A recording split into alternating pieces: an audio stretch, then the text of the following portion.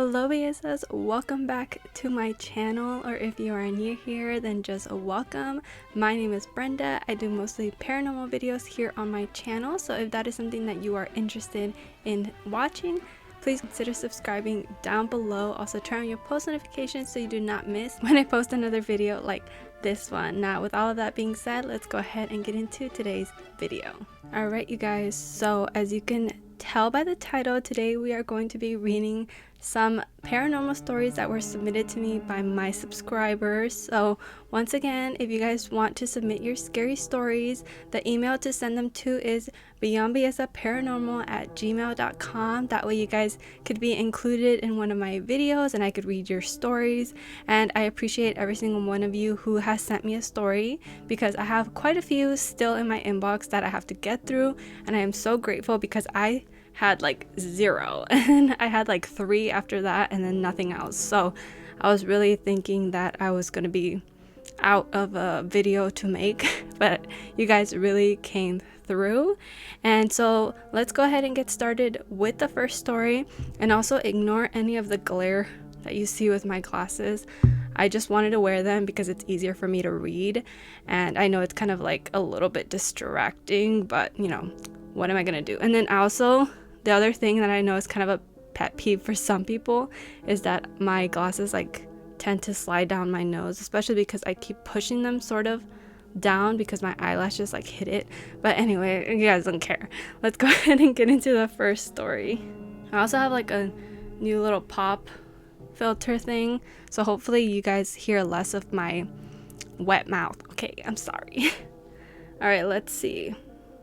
Okay, so story number 1 is sent in to us by Rosalinda Castro. So thank you for sending that in, girl. Alright, it says, this happened to my older sister and a friend of hers. My sister and her friend were 13 years old. My sister's friend was staying over at our house for the night, and my sister and her friend decided to make their own Ouija board. My dad had some spare pieces of wood from his job, so my sister and her friend used that to make the Ouija board. They waited until nighttime to play with the Ouija board. They lit 2 candles and turned off the lights in my sister's room. They started asking for a sign if any spirits were with them. After the 3rd time asking for a sign, both candles blew out.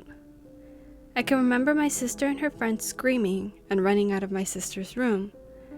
They then told me and my other sister what happened. I didn't believe them. I remember walking to my sister's room to check things out.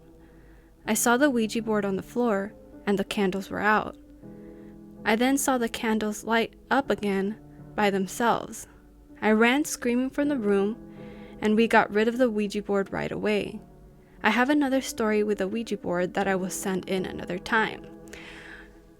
Girl, first of all, did you guys say goodbye? Because that's where the biggest problem is. If you guys don't say goodbye and then you continue on your merry way and you get rid of the Ouija board, you opened a portal and you did not close it back up. That's why I will never ever in my life even go near a Ouija board. No ma'am, you could not pay me. But that was a good story either way because of the candles. I don't know how that would even happen unless the wick was slightly still on and it caught like a little bit of oxygen and it like turned back on. That's the only way that I could explain that. But thank you, Rosalinda. That was a good story. Let's go ahead and read number 2. It says, hey girl, my name is Lisette. You can use it in the video, it's okay. She meant her name. Hope you have had an amazing day. I've been wanting to send you my stories, so now that you asked for stories for more content, I'm happy to share. Thank you so much. It says, okay, here we go. So this happened to me and my family when I was like 4 to 5 years old in Mexico. We owned a house over there and we had just moved back from the US, but my dad stayed in the US. I have 3 older sisters, so there was just girls in the house, and one night they were all talking about spooky stuff, and my mom was telling us how she felt a touch while she was showering one day when no one was home, and right when she finished telling us that, we heard like a ball hitting the window of the room where we were. That room had a big window, but we were in the last room of the house, like afuera del cuarto estaba el backyard. So outside of the room, it was the backyard. But there was no way for a ball to just hit the window. There was no door, no nothing. Estaba todo cerrado con ladrillos, so it was all bricked up. And this was also late at night. So my mom got up after she heard that to go check what it was, and she just yelled, "Hay un perro negro acá afuera." So there's a black dog out here. And a few days later, she called the priest so they would go bless the house. And to this day, we still don't know what it was or how that dog got in. That was the type of dog she said she saw, but it was all black. And this is the door to the back. I couldn't find any pictures of the window, but I hope you enjoy reading my story. Sorry that this was long, girl. I love watching your videos. Also, I have more stories that happened in that house, but girl, let me know if you want me to send them. And then she shows the picture of the dog, which I believe, hold on, I'm like loading. I think it's a Rottweiler, but it won't show up. And then the picture of the door as well, which I'll be showing with this. But yeah, girl, that's crazy. I wonder what that dog was even doing there and how it got in. That's very interesting. But that was a good story. Let's go ahead and move on to our third story. Alright, this one says, "Hello Brenda, I stumbled on your videos a few months back and instantly loved your vibe.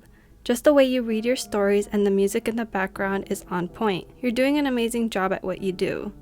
Thank you so much. That means a lot to me. That's so sweet of you. Okay, so it says, "So one of my paranormal stories. This was, I want to say, 11 years ago. Me and my boys lived in Fort Worth, Texas at this time. I only had 2 boys and was pregnant with my 3rd son. So we moved into this very spacious 2-bedroom apartment and everything was going really good. I myself never seen nothing or felt anything, but my oldest son would. Little by little, this little boy kept coming to my son. My son just assumed I'd let him in to come play, because he said this little boy lived upstairs from us. My son had one of those little Spider-Man tables with 3 chairs to go with it. I remember several times I would cook and he would be like, 'Mom, you forgot to give my friend food.'